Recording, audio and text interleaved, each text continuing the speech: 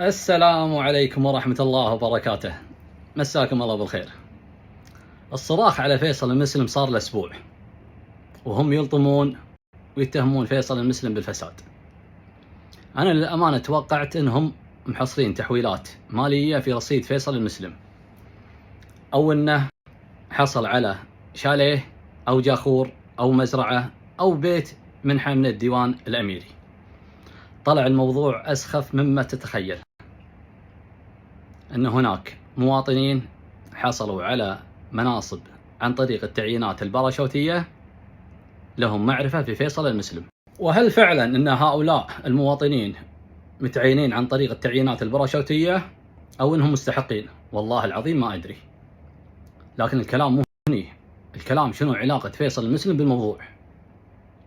يعني تخيلوا بكرة أي مواطن له معرفة في فيصل المسلم مستحق لمنصب ما في أي وزارة، يرفض هذا المنصب لأني أعرف فيصل المسلم. ايش هالمنطق التافه، وأي عقل يقبل في هذا الكلام؟ انزين، خلنا نشوف هذه الصورة. هذه صورة تجمع عبيد الوسمي مع مقدم برنامجهم الصيدة.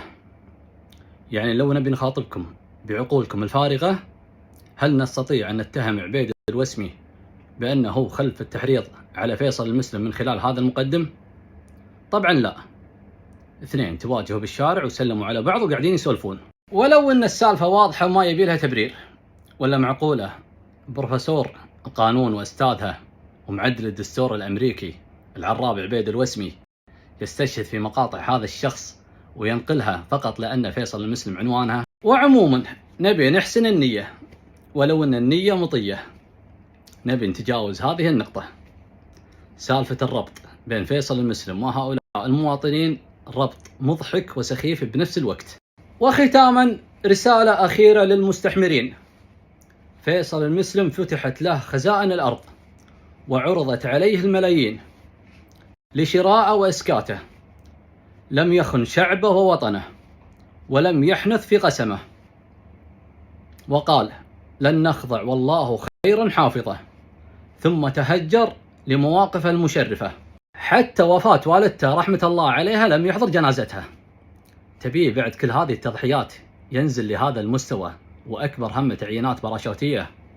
كان بإمكانه أن يستخدمها أيام عضويته ويخنع للحكومة مثل بعض الفاسدين ويرخص نفسه مقابل ابتسامة ونظارة. أنتم يبيلكم 20,000 سنة ضوئية حتى تصلون مواصيل فيصل المسلم. أنتم وين وفيصل المسلم وين؟ السلام عليكم.